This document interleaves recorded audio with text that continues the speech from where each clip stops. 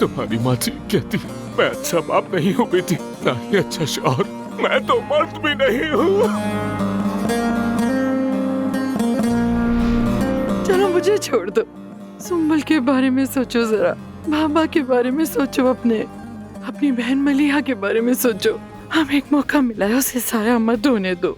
बस ये याद रखें, आदिल से मेरी शादी कभी नहीं हो सकती।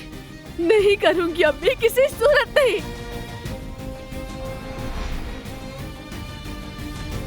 आदिल साहब, मैं आपकी शादी की पेशकश कबूल कर रही हूँ।